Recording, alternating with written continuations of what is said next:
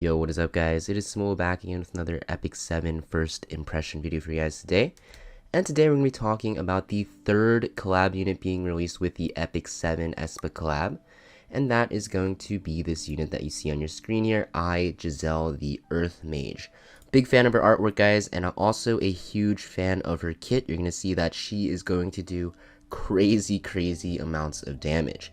Now, if you guys wanted to start preparing her catalysts, she is a Scorpio, so you can start preparing your Scorpio catalyst for when she releases on the 15th of December if you want to actually awaken her and skill enhance her right away. So looking at her base stats, guys, she has very high attack, which is pretty standard for mages.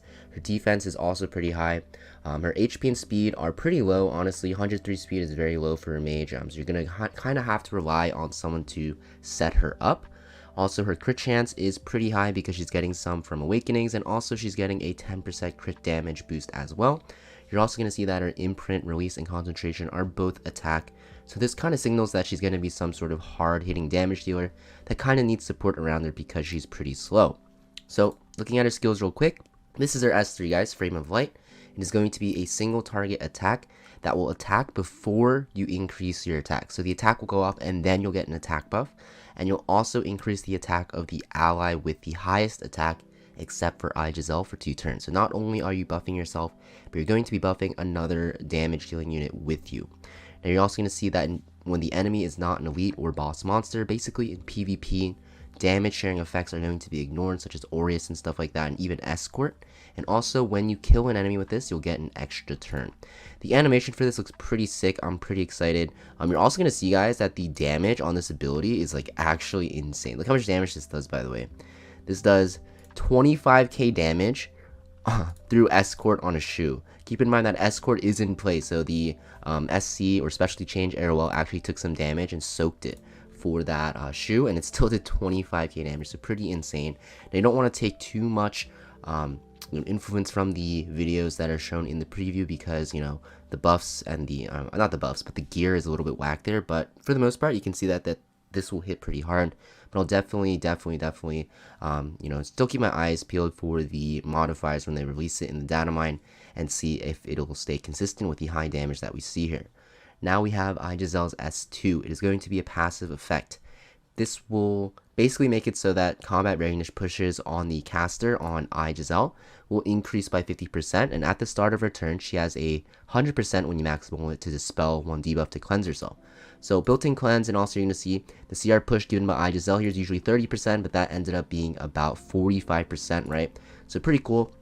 You're going to see that this works very well because ae-Giselle definitely is going to need someone to CR push her because, like I said, her base speed is pretty low. So if you build her with like a, you know, Diane or a Flan or even a Emilia, you can pretty much bring her on 0 speed, full damage, like penetration, crit damage set, and just one-shot pretty much everything, right? So definitely nice because she's definitely going to be a very powerful Arena and Guild Wars offense unit just from this, especially in Guild Wars, because of the fact that you're basically going to be able to one-shot something with your S3 after you get that CR push from like an Emilia or Flan, like I said. And then keep in mind that you get an extra turn after you kill a unit with this S3, and you can S1 right after, which we can see over here. So our S1, guys, Surging Light, is going to be a single target attack that will also CR push an ally with the highest attack except for the caster by 10%, going up to 15 once you Mulgore it. So they're kind of pushing for ae-Giselle to be brought with another damage dealing unit, which is kind of weird because ae-Giselle kind of looks like just like a one and done nuker. But yeah, they're kind of making it so that she will also be semi-supporting another damage dealing unit, which is pretty cool. I think this will be very good in Guild Wars, right? Because you can bring ae-Giselle with like Flan or Emilia, like I said, or even Diane, and you can have ae-Giselle get pushed up by them, and then ae-Giselle will also be pushing up your other damage dealing unit. You're also going to see that this skill will also deal more damage proportional to the target's current health ratio. So by this, I think this means that the higher HP that the enemy is, they'll actually take more damage. You can also soul burn this for only 10 souls to do increased damage with this, and you're going to see that the damage on this is actually really insane. Soul burn S1 into SC Arrowwell. Keep in mind SC Arrowwell usually is built pretty tanky. It did 19k damage with attack buffs, so you know, interesting. You're gonna see that this unit just hits insanely hard. Now she is built on pretty you know, high damage, I'd say, pretty much 0 speed and high damage.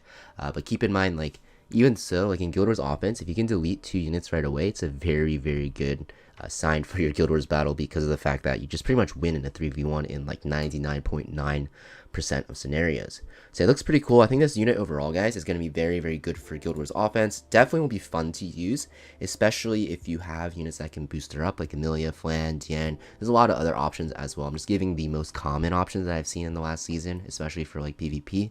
But anything that can CR push will be very, very good with ae-Giselle because of the fact that, you know, she is getting that extra CR push from her S2 and the fact that her S3 just hits super, super hard and that you get an extra turn, you know, after this goes off if you actually kill a unit with this, right? So, you know, 25k damage, no big deal, extra turn, and then you just S1 if you can soul burn it, which you'll be able to see later on that you will be able to easily soul burn her S1 from her artifact. You can just soul burn her S1 and 20k damage to another unit. So even in arena offense, guys, you have the potential to delete 2 units right off the bat as long as you can go first with her. Now let's talk about her artifact. So I said that you'll be able to get 10 souls pretty easily, and that is because of her artifacts here. You can see that her artifact, Frame of Light, is mage exclusive.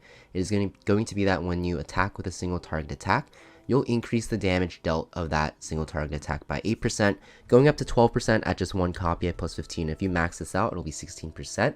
And also, when you defeat an enemy with a single attack, this works with her S3, you'll gain 10 souls at the start of the next turn. So if you kill an enemy with your S3 and you're equipped on this artifact, you'll get the 10 souls to immediately soul burn your S1 right after and do that sweet 20k on specialty change AOLs, right? So pretty cool artifact. I think this will be very, very good on her. Now you guys might want, you know, like Symbol of Unity if you want to bring her with like a book holder because of the fact that, you know, she is an earth unit, so she won't be able to hit fire units pretty easily.